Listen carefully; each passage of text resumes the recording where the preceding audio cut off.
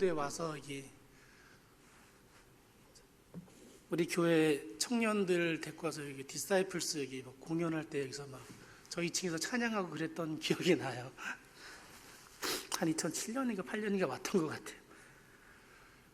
이렇게 설교하게 돼서 영광이고요. 이렇게 큰 교회에서 이렇게 설교해 본 적은 처음이에요. 저는 개척교회만 조그만 개척교회만 10년 하다가 우리 합동 측에서 우리 같은 목사님 선배 목사님이신데 여러 번 만난 적이 있고요.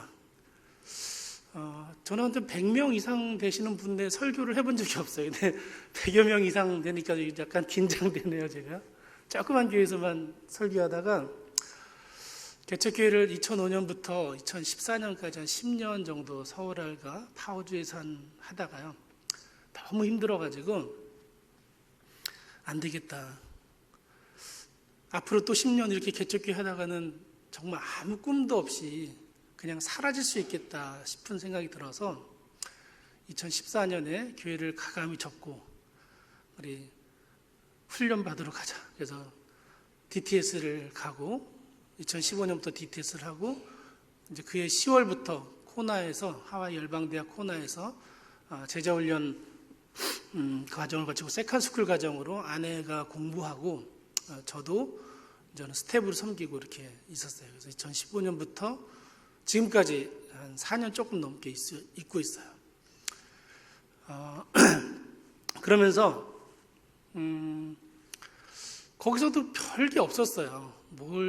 우리가 한국을 떠나면서 제가 아내한테 여보 우리가 그동안 개척하고 다 힘들었고 당신이 모은 돈 다 날렸는데 이제 날린 거 덜 날릴 것도 없는데 전세금 빼서 교회 정리하고 그 모든 걸 가지고 이제 떠나자. 그래서 과감히 떠났어요. 그래서 이제 정말 후원자 하나도 없이 거기 가서 우리 그냥 전세금 다 까먹으면서 그냥 배웠어요. 배우고 스텝하고. 근데 배울 게 별로 없었어요. 맨날 그 DTS 하면은 제가 하는 일은 차량 운전해주고 오신 분들 이렇게 서브해주고 또 큰 행사가 있을 때마다 해변 가서 고기 구워주고 제가 고기를 잘 구워요. 목사님도 몇 번 구워드렸어요. 그래서 여러분 하와이 오시면 연락 주세요. 제가 고기 구워드릴게요. 그래서 그런 일을 계속 했어요. 근데 작년에 계기가 있었어요. 작년에 저희 아내가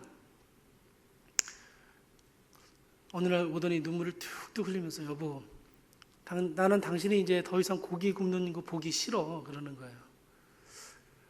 왜? 예수님도 고기 잘 구우셨는데 고기 구워주는 게 얼마나 좋아. 사람들 먹고 즐겁고. 당신이 목사인데 말씀을 가르쳐야지 언제까지 고기 구워주겠어.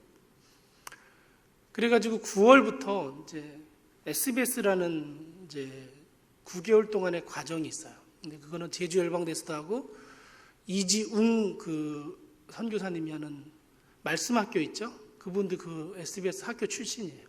굉장히 성경 연구학교로 유명한 학교예요. 그래서 나한테 그걸 하라는 거예요. 근데 코나에서 진행되는 모든 과정은 영어로 하기 때문에 제가 정말 자신이 없었어요. 한국어로 하면 저도 공부 어느 정도 통신해서 했고 자신이 있었는데 영어로는 도저히 자신이 없었어요. 그래서 이제 해보라는 거예요. 막 눈물을 흘리면서 얘기하길래 우리 이제 남은 것도 얼마 이거 다 여기서 공부하고 이제 말자. 당신이 한국을 떠나기 전에 그랬지 않냐. 모든 걸 다 잃어도 무기 하나 잘 만들어 놓으면 하나님께서 쓰실 것 같지 않냐. 그 말이 또 찔려가지고 그러면 내가 정말 영어를 못하고 숙제를 다 못하고 그냥 해도 괜찮다면 하겠다. 그래서 하기 시작했어요.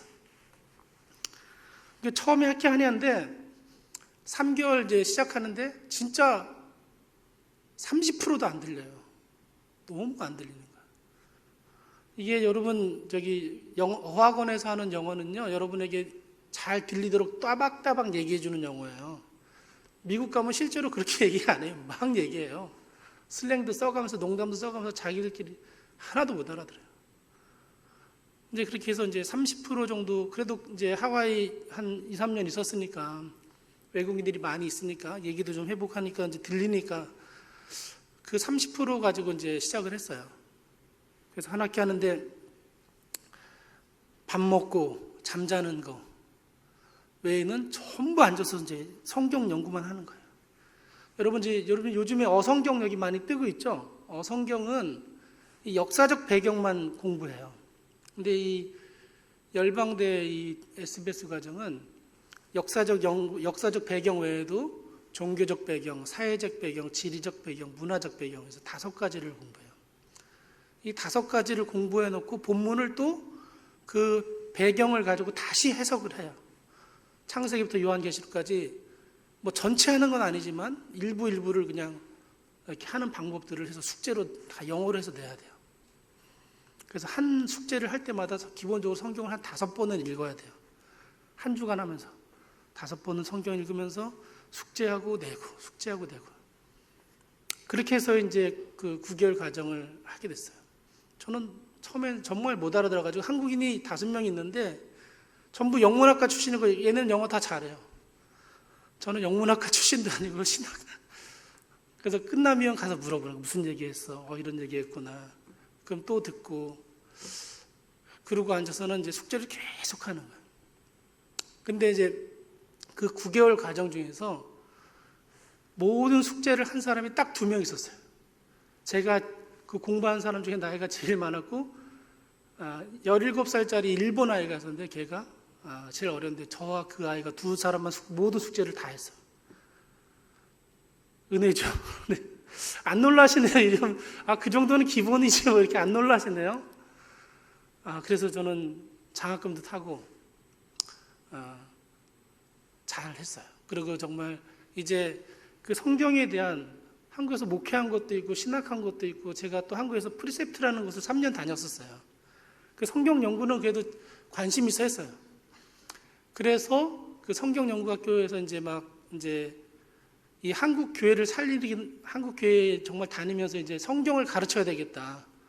그래서 정말 그 귀납적 성경 연구 방법으로 말씀을 가르치면 얼마나 새로운지, 막 새로운 것들이 막 보여요. 진짜로. 야, 이제 됐다. 이거면 됐다. 난 이거를 이제 가르쳐야 돼. 하나님이 나에게 무기를 이걸 주시려나 보다. 그건 제 생각이었어요. 그리고 이제 남은 지난 9월에 마치고 1년 동안 마치고요. 지난 이제 9월부터 12월까지 마지막 스쿨이 하나 남았는데, 그게 워드 바이 하트라는 스쿨이었어요. 그런 이제 말씀을 내 마음속에 새기는 작업이에요.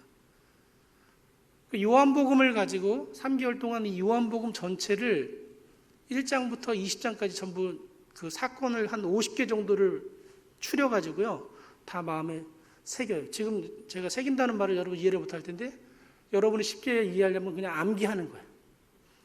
그 말씀을 막 암기해요. 근데 저는 이제 우리는 새기는 작업을 해요. 그래서 이 요한복음 1장부터 20장까지의 사건들 대부분의 내용들을 저는 쉬운 성경 버전으로 말씀을 새겼어요. 그리고 이제 이거는 그냥 뭐 암기하는 학교인데 뭐가 그렇게 파워가 있겠나고 저는 아무 의미가 없었어요. 근데 한 8주차 지났는데 말씀이 막 계속 들어와 있잖아요. 말씀이 막 이렇게 들어와 있어요. 근데 이것이 어느 순간에 내 속에서 살아서 폭발하는 역사를 맛봤어요. 근데 거기서 이 말씀 속에서 예수님을 발견한 거예요. 말씀 속에서 성령님을 발견한 거예요. 말씀 속에서 생명을 발견했어요. 그래서 이게 뭐지? 막 너무 놀라워가지고 이거를 내가 한번 한국에 가서 내가 깨달은 거를 가르쳐 봐야 되겠다 해서 이번에 왔어요. 그래서 지금 4교회를 갔다 왔어요. 부천에, 부산에, 대구에, 어제는 서산에. 근데 내가 경험한 것들을 가르치고 해보라 그러니까 동일한 현상이 막 나타나는 거예요. 말씀 속에서 예수님 만나는 분들이 막 있었어요. 막 간증을 하는데 너무 놀라웠어요. 그래서 이게 내가 이 스쿨을 하나님께서 마지막에 나한테 시킨 게 이 스쿨인가 보다. 그래서 그거를 막 나누고 싶었어요. 그러니까 여러분에게도 그런 기회가 있었으면 좋겠어요, 정말.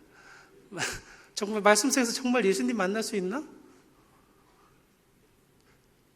저도 신앙생활 어릴 때부터 해와가지고 그럴 수 있을까? 늘 대답이 자신이 없었어요. 제가 개척하면서 10년 동안 설교를 몇 번 해봤겠어요? 엄청 많이 해봤겠죠. 근데도 사람들은 변하지 않아요. 제가 교회 부흥하기 위해서, 조그만 개척교회 부흥하기 위해서 다녀본 세미나가 얼마나 많겠어요. 싹 다 다녀봤어요. 뭐 D12, 셀, 뭐 전도 폭발, 제자 훈련, 해피데이, 안 해본 게 없어요. 근데 교회가 부흥 안 하더라고요. 근데 마지막에 내가 이 스쿨을 하면서 성령님이 저에게 그런 감동을 주셨어요. 이 말씀으로 영혼들을 살려라. 이 말씀으로 영혼들을 살릴 수 있다는 거예요. 그래서 이거를 내가 임상실험을 해본 거예요. 영혼들이 사는 걸 봤어요. 그래서 이거는 방법이 아니었어요. 이렇게 방법을 잡고 내가 이거를 제 친구 목사들에게도 또 가까운 목사님들에게도 소개를 했는데 안 믿어요. 왜냐하면 목사님들이 다 세미나 많이 해봤거든요. 그러니까 자료를 보면 자기도 할 수 있다고 보내보라는 거예요. 안 돼요. 자기 속에서 그 말씀 속에서 발견한 생명의 역사를 딱 경험하지 않으면 안 되는 거예요. 그래서 제가 안 줬어요. 하지 마시라고. 아무튼 그런 간증이 생겨가지고 이제 정말 하나님께서 이 마지막 때 한국교회가 정말 많은 권세를 잃어가고 청년들, 청소년들 다 떠나고 있잖아요. 미래 세대에 대안이 없어요, 이제요. 근데 그 주시는 감동은 그들에게 선물을 주고 그들에게 재미를 주고 그런다고 교회 오나? 안 오죠. 세상이 더 재밌는데, 세상이 더 즐거운데 더 즐거운 선물들이 많은데 오나? 안 오죠. 근데 그들에게 그 생명을 맛보게 해보라는 거예요. 생명을 맛보게. 생명을 맛보면 오지 않나? 그런 마음이 드는 거예요. 그래서 이런 마음들을 잠깐 나누고 제가 오늘 그런 내용을 가지고 말씀을 전하고자 합니다. 오늘 이 요한복음 4장에 있는 내용들 여러분 설교를 많이 들어봤을 거예요. 저도 이전에 이 SBS 방식으로 공부하기 전에 이것을 설교해봤고 이 부분을 가지고 설교를 여러 번 해봤어요. 근데 SBS 방식으로 공부한 다음에는 이 본문을 보는 눈이 달라졌어요. 자, 한번 제가 질문을 드릴게요. 한번 여러분 스스로 한번 답을 해보세요. 이 여인 있잖아요, 여인. 이 요한복음 4장에 나오는 이 여인은 어떤 여자일까요? 뭐 하는 여자일까요? 그리고 남편이 5명이 있다고 그랬는데 이 남편은 5명은 누구였을까? 어떤 사람이었을까요?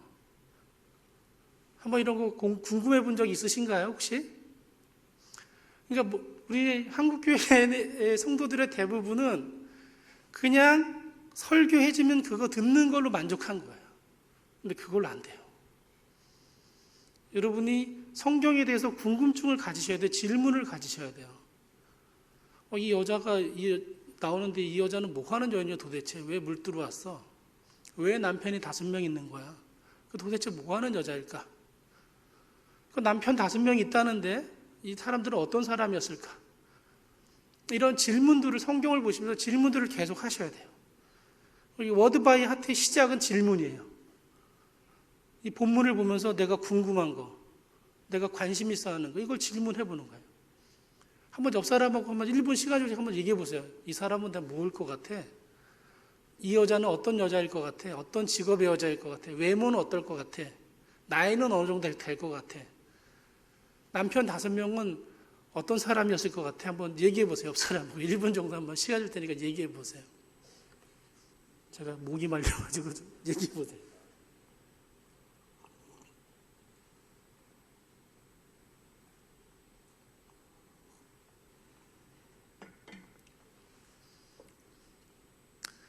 네, 나눠보세요. 한번 나눠보세요. 이게 습관이 안 돼가지고 잘 얘기를 못해요. 근데 어느 교회에서 나눴더니 이 여자는 아주 미모가 뛰어나고 남편이 5명 있으려면 재력도 있고 뭐 그런 여자. 그리고 남편 5명은 진짜 뭐 건달, 깡패, 바람둥이 뭐 이런 사람이었을 거라는 거예요. 아마 여러분 시각에서도 아마 비슷할 거예요. 그죠? 정말 그런 사람이었을까? 그러니까 이런 궁금증부터 시작해야 돼요. 이 여자는 일반 여자일까? 그냥 보통 사람일까? 아주 특별한 사람일까? 뭐 하는 사람이었을까? 대부분 이 성경 본문을 저도 옛날 생각할 때는 그냥 보통 여자였을 거라고 생각했어요. 보통 여자. 근데 궁금한 게 있었어요. 이 마지막에 이 26절 이후에 보면은 이 여자가 예수님 만난 다음에 마을로 내려가서 전해요. 그죠? 사람들에게 전해. 그랬더니 사람들이 어떻게 돼요? 이 여자의 말을 듣고 예수님을 믿게 돼요. 그래서 질문을 가졌어요. 일반 여자라면 이게 가능할까? 일반 여자라면 여러분 가능할 것 같아요? 남편을 5명이나 바꾼 동네에 손가락질 당하는 여자예요. 그죠? 그 여자가 일반 여자라면 그 여자가 사람들에게 자기가 만난 예수님을 전할 때 사람들이 변할 수 있었을까요? 한번 생각해 보세요. 안 되잖아요. 그럼 말이 안 되는 얘기예요. 그러니까 이 사람은 일반 여자가 아니라는 거예요. 뭔가 특별한 영향력을 줄 수 있는 사람인 거예요. 그죠? 뭔가 이 마을에 특별한 영향력을 줄 수 있는 사람인 거예요. 그거를 전제로 해야 돼요. 그러면 이제 이런 단서를 가지고 조사를 해야 돼요. 배경을 조사해야 돼요. 한번 넘겨주실래요? 첫 번째, 지리적으로 이 수가성이 어떤 곳인가를 보셔야 돼요. 예수님께서 수가성으로 갔다 그랬잖아요. 예루살렘에 있다가 갈릴리로 가실 때 이 수가성을 거쳐 가셔야만 했다는 거예요. 일부러 가셨다는 거예요. 원어적인 의미로는요. 보통 갈릴리로 가려면 길이 여러 군데가 있어요. 해안도로가 있고 그 산지 길 따라 있는 족장의 도로가 있고 그 산지 밑에 골짜기 길이 있고 요단강 건너편에 왕의 대로가 있어요. 이렇게 길이 4개가 있어요. 근데 이 산지길로 가는 건 어려운 길이에요. 이 수가성에 사마리아로 가겠다는 거는 산지길로 가겠다는 거예요. 그러니까 예수님께서 일부러 그 마을에 꼭 가셔야만 했다는 거예요. 이 여자를 만나러. 그런 의미가 있어요. 그럼 그 수가성이 어떤 성이냐? 그럼 보면 세겜 지역이에요. 세겜. 구약시대부터 이 지역은 세겜으로 불려왔던 지역인데 신약에 와서 수가성으로 이름이 바뀌었어요. 거기에 야곱의 우물이 있고 요셉의 무덤이 있어요. 요셉의 무덤. 요셉의 무덤이 왜 거기 있을까요? 야곱이 그 세겜에서 산 땅에 그 요셉의 무덤이 됐는데요. 요셉이 언제 죽었죠?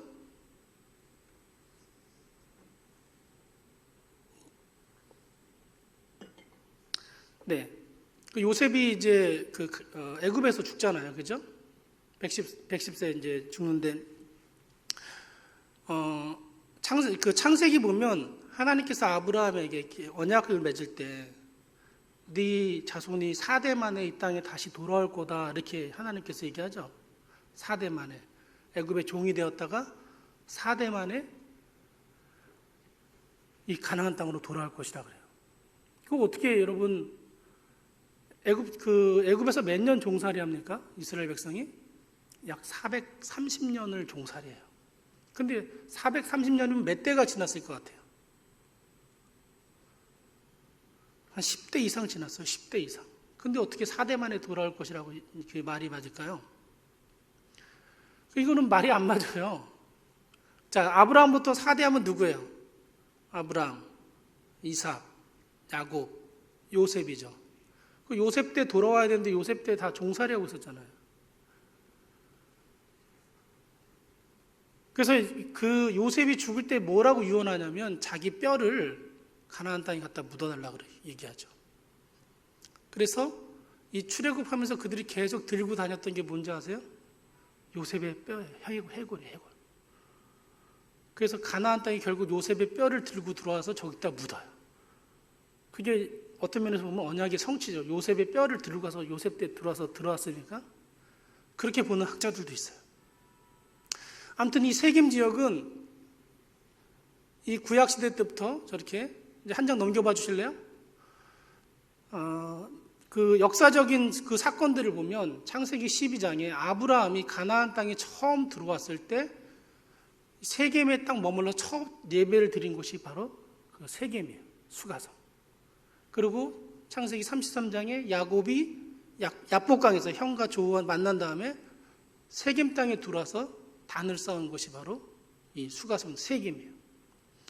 그리고 여호수아 8장 가나안 땅에 이스라엘 백성들이 들어올 때도 중부 지역에 들어와서 이 중부 지역을 점령한 다음에 그리심산과 에발산 사이에 언약식을 맺은 것이 바로 이 수가성.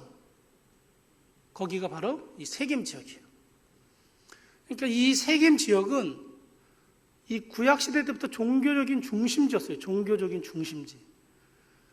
그 기원전 13세기 때요. 라바유라는 왕이 이 세겜 지역을 다스리고 있었는데 이 세겜 지역을 다스리고 있으면 가나안 땅 전체를 차지할 수 있다고 생각했던 중심지였어요.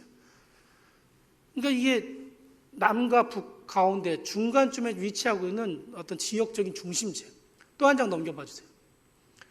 그리고 이제 그 사마리아가 이스라엘이 멸망할 때 아수르에게 722년에 멸망하잖아요. 그죠?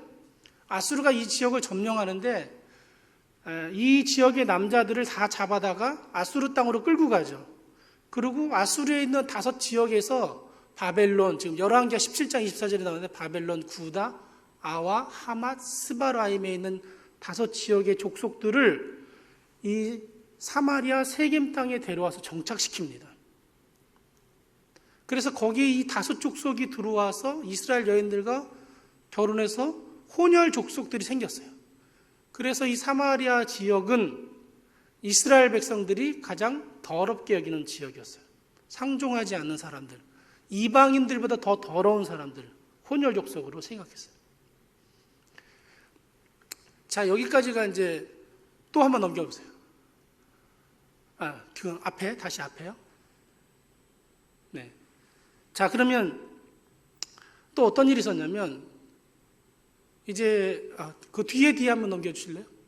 뒤에. 예, 거기. 자, 이제 그 이스라엘이 포로 귀환할 때, 스룹바벨 성전을 516년에 완공을 해요. BC 516년에. 근데 이 사마리아 지역에서 계속 방해 작업을 하죠. 그죠? 방해 작업을 해요. 그래서, 나중에 방해 작업이 안 되니까 스룹바벨 성전이 세워지고 사마리아인들도 자기들 나름대로 그 신들을 섬기기 위해서 그리심산에다가 성전을 세워요. 그 성전을 세운 게 388년이에요. 사마리아 성전이에요. 여기서 이 이방신들을 제사하는 거예요. 이 그리심산에서 이방신들, 그 5족속이 가지고 온 그 신들을 섬기는 거예요. 그래서 그런 이방신들의 제사는 엄청 지저분하고 더러워요. 그러니까, 당시에 이제 그 헬라 제국 시대에 시리아가 그 지역을 다스리고 있다가 시리아의 안티오코스 에피파네스 4세가 예루살렘을 정복하면서 거기다가 제우스 신상을 만들어요. 제우스 신상을 만들고 돼지를 가지고 제사를 지내요. 그러니까 이 마카비 가문에서 들고 일어난 거예요. 이거는 하나님을 모독하는 행위다. 그래서 반란을 일으켜가지고 그 시리아를 쫓아내고 독립을 합니다. 기원전 166년경에 독립을 하고, 그리고 마카비 가문의 하스모니안 왕조가 이스라엘을 한 100여 년 이상 다스려요. 그때 그 하스모니안 왕조의 힐카누스라는 대제사장이 이 그리심산에 있는 그 더러운 그 성전 예배가 이루어지는 걸 보고 가서 그리심산 성전을 파괴합니다. 자, 이방 사람들은 왜 어떤 제사를 드리길래 더럽다고 생각하나요? 이방 사람들은요, 자기들이 고대인들의 종교의식은 뭐냐면, 자기가 그 지역에 가면 그 지역 신을 섬기는 거예요. 그 지역의 신을 섬겨야 복을 받는다고 생각을 해요. 그래서 이방 아까 다섯 족속이 이주하기 전에 그 다섯 족속이 섬겼던 신들을 가지고 옵니다. 예를 들면 야곱의 아내 라헬이 이제 아버지부터 도망올 때 뭐 하나 숨기고 오죠. 그죠? 드라빔이라는 그 신을, 자기 지역 신을, 섬겼던 신을 자기 엉덩이 밑에 깔고 들어오는 거예요. 그러니까 그 지역에 섬겼던 신을, 자기가 고향에서 섬기던 신을 섬기다가 다른 지역으로 이주하면 그 지역에 와서 자기가 섬겼던 신을 섬기고 또 그 지역의 신을 섬겨요. 그게 그들에게 복을 받는 그 원천 종교적인 특징입니다. 자, 근데 중요한 게 있어요. 이방 신들을 제사할 때 어떤 일들이 벌어지냐면 이방 신들을 막 섬기고 제사하잖아요. 그리고 그 밤에 축제가 벌어지고요. 술판이 벌어지고 거기서 성전에 있는 여자들하고 그 제사에 참가했던 사람들과 혼음이 이루어져요. 성적인 관계가 막 이루어지는 거예요. 그래서 그 이방 신들을 그 혼음을 통해서 만나게 하는 역할을 하는 거예요. 그 일들이요. 여러분 혹시 그 무당들 아시나요? 무당들이 그래요. 저기 만이산에 이렇게 가보면 만이산 밑에 그 무당들의 본거지가 있어요. 그 무당들의 본거지는 거기 무당들이 막 왔다가요. 한 12시부터 막 새벽 3, 4시까지 이제 만이산 첨성단에 올라가가지고 기도를 해요. 그래서 거울을 딱 이렇게 비치면 달빛이 그걸로 쏙 들어오고 불을 피워놓고 막 연불 같은 걸 해요. 신께 드리는 기도를 그들은 저는 왜 잘하냐면 그 만이산에 기도를 많이 가봤는데 거기 기도원이 하나 있어요. 감리교재단에. 그 목사님이 너무 많이 본 거야. 그 얘기를 많이 들어봤어요. 그 무당들이 거기 가서 신을 받으면서 기도를 한다면 무당들도 급이 달라요. 큰 신을 받은 사람이 있고 작은 신을 받은 사람이 있어요. 이 큰 신을 받은 사람들은 자기가 받은 신 밑으로의 그 귀신들을 부릴 수 있도록 부적을 써줘요. 부적을. 그럼 이 부적을 갖고 다니면 그 신이 이 사람을 보호해 준다고 생각한 거예요. 그러니까 작은 신을 받은 사람들은 더 큰 신을 받기 위해서 이제 이 무당을 섬기는, 같이 제사를 도와주고 섬기는 거예요. 그리고 이 사람이 받은 신을 받기 위해서 이 사람과 성적인 관계도 해요. 그래서 그 신을 받아들여요. 실제로. 그 이방 신들의 특징이 그래요. 음란하고 더러운 거예요. 그러니까 이 무당이 자기 딸에게 내림굿을 해주면서 눈물을 흘리는 게 그런 거예요. 너무 기구한 인생을 사니까, 그런 인생을 살아야 되니까 눈물을 흘릴 수밖에 없는 거예요. 자, 이제 이런 역사적인 이제 컬처 클루를 조사해 봤어요. 자, 그러면 이 지역에서 이 여자는 어떤 여자일까를 추측할 수가 있어요. 그죠? 이 여자는 옛날부터 여자들은 그 집에서 물 담당, 불 담당이었어요. 물을 떠오고 불을 꺼뜨리지 않는 게 여자들의 소임이었어요. 집에 있으면서. 여기 그러신 분들 많이 경험 있으시죠? 네, 옛날 할머니들은 다 아실 거예요. 요즘 사람들은 그런 거 안 하지만 나이 드신 분들은 아실 거예요. 이 여자는 바로 성전에서 섬기는 어떤 여자일 거예요. 그리심산 성전에서 물을 떠다가 그릇을 씻고 성전을 청소하고 깨끗이 하고 또는 그 성전에 관련된 어떤 신녀일 가능성이 제일 높아요. 그래야지 이 예수님께서 이 여자를 만났을 때 너가 남편을 데려와 봐라 그랬더니 저는 남편이 없습니다. 그런데 예수님이 그러잖아요. 너가 남편이 5명 있었는데 다 네 남편이 아니었고 지금 사는 그 사람도 남편이 아니다 그래요. 그러니까 예전엔요 창기들과 신녀들은 남편이 없고 기둥서방 같은 사람이 있는 거예요. 자기의 기쁨과 만족을 주고 또 떠나가고 그런 아까 5 지방의 신들을 가지고 왔다 그랬잖아요. 그죠? 그 사람들을 다 섬겨본 거예요. 이 여자는. 그 신들을 가장 다 섬겨봤을 가능성이 높은 거예요. 그리심산 성전에서 이방 신들을 제사할 때 이 신도 섬겨보고 넘겨보실래요? 뒤에 앞에. 네, 거기 바벨론의 신은 스콘 느봇이라는 투녀의 신이었어요. 구다의 신은 네르갈이라는 전쟁의 신이고요. 하맛의 아시마라는 신은 다산의 신이에요. 이와의 니마스 다르닥이라는 신은 개와 나귀의 신이에요. 스바라임의 아드람멜람은 불제사를 드려서 복을 받는 신이에요. 그러니까 이 5 신들을 이 여자는 다 섬겨봤을 가능성이 있어요. 남편처럼. 그렇죠? 그러니까 이 남편을 데려와라 그러는데 이 여자가 그 얘기를 딱 듣고 주님, 내가 볼 때 당신은 선지자입니다. 그리고 바로 묻는 게 뭐예요? 우리 조상들은 이 그리심산에서 예배하라 그랬는데 유대인들의 말은 예배할 곳이 예루살렘에 있다고 합니다. 어떤 게 맞습니까? 물어보잖아요. 왜 남편 얘기하다가 갑자기 예배를 물어보죠? 이 연관성이 전혀 없는 이야기이잖아요. 이 남편을 신처럼 섬긴 거예요, 이제는요. 다. 주님과 우리의 관계도 신랑과 남편으로 표현하고 있잖아요. 고대 신들은 자기 신들을 섬길 때 남편 이상으로 섬기는 그런 습관들이 있었어요. 그러니까 이 여자는 이 신전에서 섬기는 어떤 신녀일 가능성이 가장 높은 여자인 거예요. 그러니까 신녀들은 이렇게 산다는 걸 일반 사람들도 알고 있죠. 그러나 이 사람들이 성전에 와서 이 사람들의 영향력을 받고 있기 때문에 이 사람이 새로운 신을 만났다고 소개할 때 영향력을 줄 수가 있는 거죠. 사람들에게. 그렇지 않으면 영향력을 줄 수가 없어요. 그렇죠? 이 여자가 얼마나 정말 기구한 인생을 살았는지를 우리가 추측할 수 있는 거예요. 얼마나 힘들었을까? 이 5 신을 섬기면서 얼마나 괴로웠을까?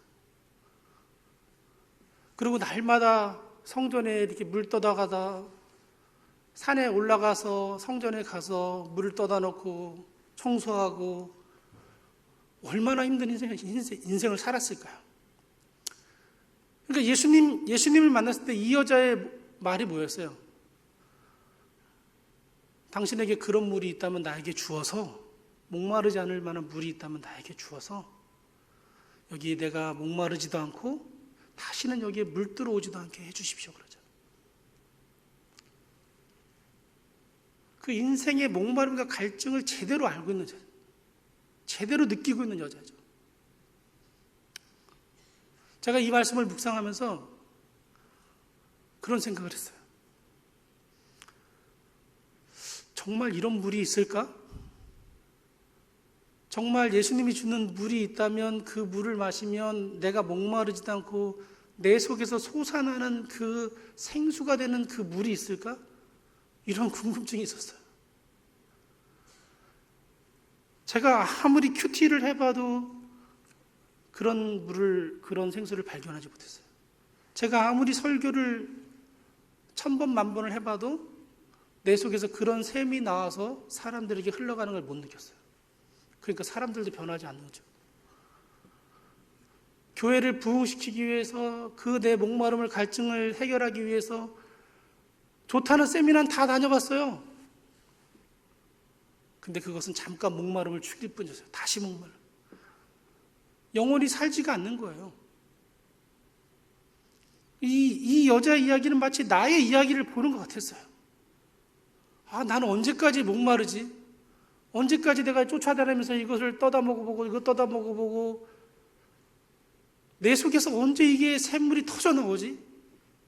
이런 갈증이 있었어요. 근데 이 워드바이 핫하면서 이게 터져 나왔어요. 말씀이 쌓이기 시작하는데 SBS에서 공부했던 너무 많은 그런 배경 지식들이 막 이렇게 들어오는데 그 다음에 워드바이 핫하면서 말씀이 막 이렇게 새겨지면서 요한복음의 가장 중요한 말씀이 육신이 되어 우리 가운데 거하시네. 그 말씀하는데 막 터져 나왔어요. 말씀이 육신이 된다는 게 무슨 의미일까? 말씀이 육신으로 오셨다는 얘기지 그 말씀이 내 속에서 육신이 된다는 얘기는 내가 경험해보지 못했는데 근데 이 말씀이 쌓이기 시작하니까요 말씀이 이게 외우는 건 이렇게 지나가서 생각이 안 나고 다시 성경을 읽어야 돼요.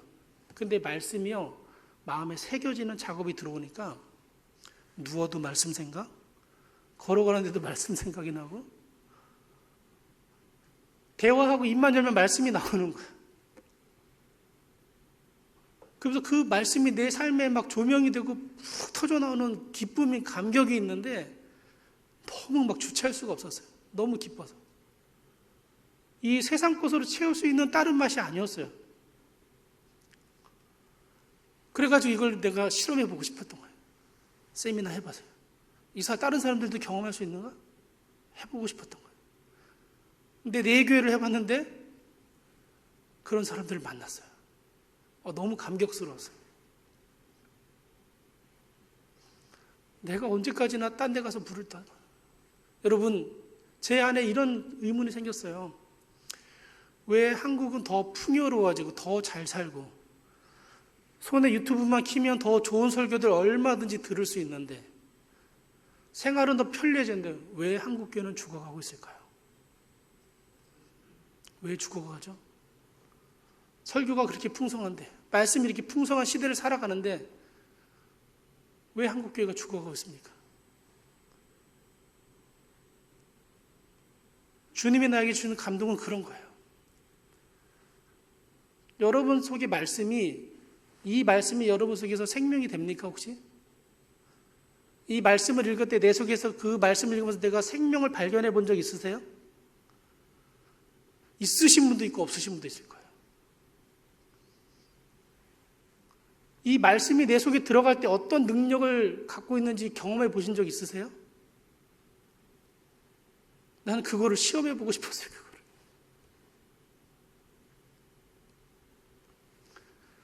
제가 지난 학기에 이제 주일학교 아이들, 우리 교회 코나에 오는 아이들에게 실험으로 얘기를 했어요. 이 물을 가지고 이 땡큐 한 물하고 땡큐 안 한 물하고 차이가 나요. 이 땡큐 하고 마신 물은 요 스포일에서 얼리면 육각형이 생겨요. 눈 모양이에요. 근데 땡큐 안 하고 아유 미워, 아유 더러워 이렇게 마신 물은요 형체가 없어요. 스포일에서 얼리면.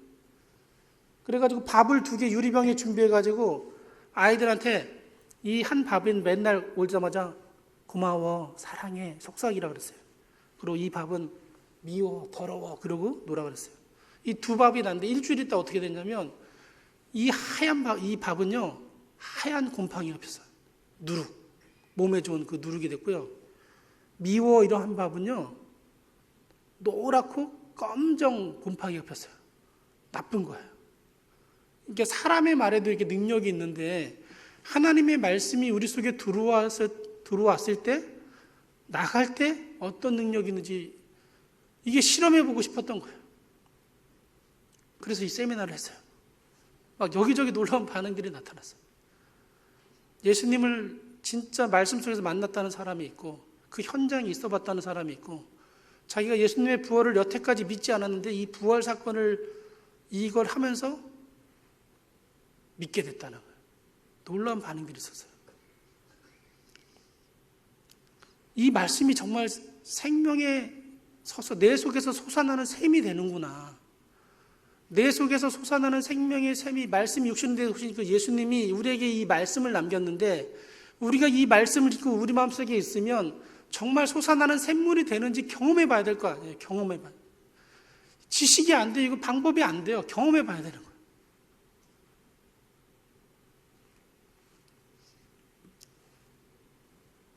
그래서 정말 이제 이 시대가 점점 악해져 가고 점점 교회를 떠나가고 교회가 세상의 모든 권세를 빼앗기는 시대가 됐어요. 왜? 교회가 말씀 속에 살지 않으니까.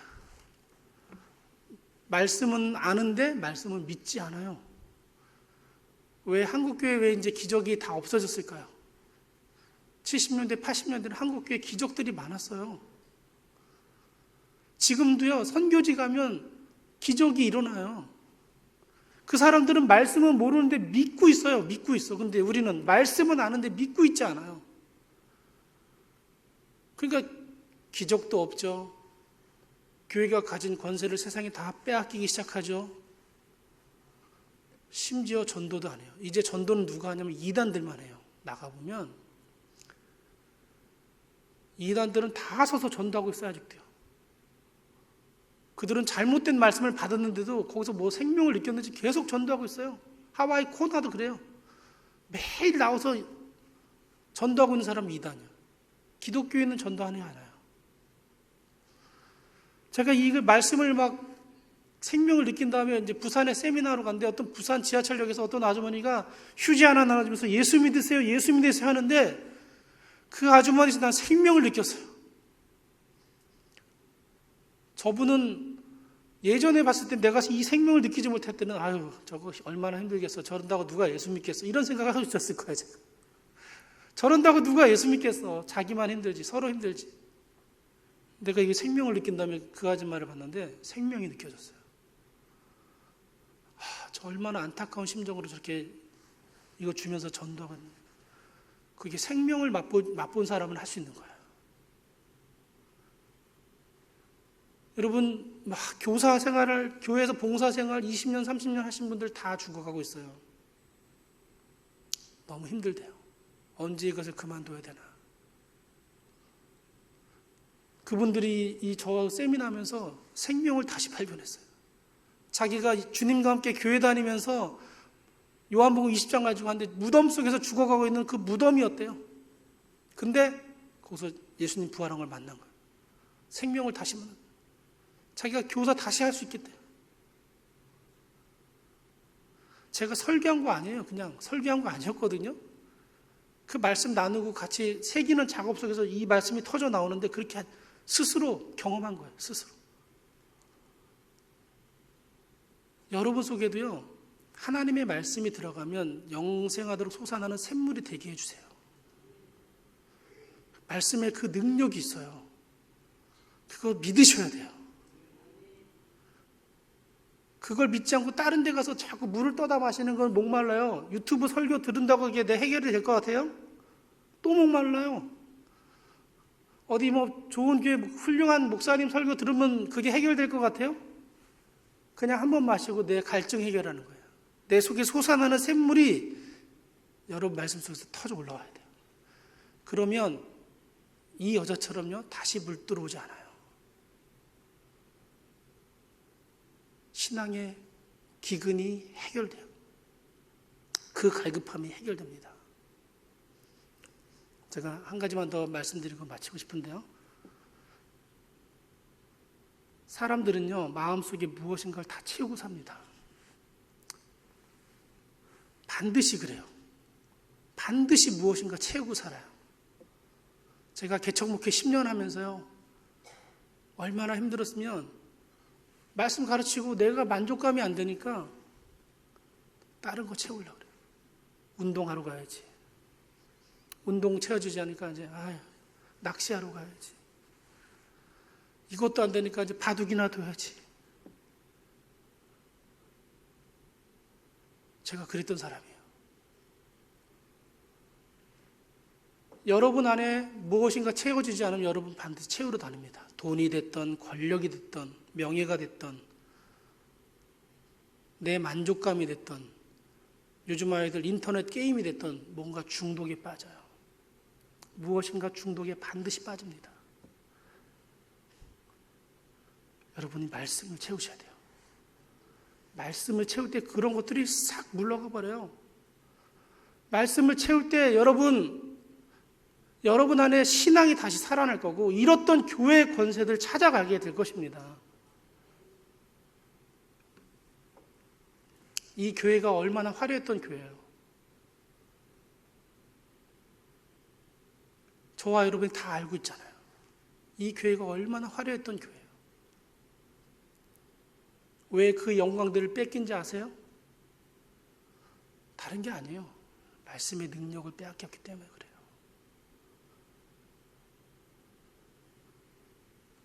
그래서 정말 이 교회가 말씀의 능력을 회복하고 잃었던 권세를 다시 찾아서 한국교회에 정말 다시 멋진 교회로 세워가기를 주님의 이름으로 축복합니다. 기도하겠습니다.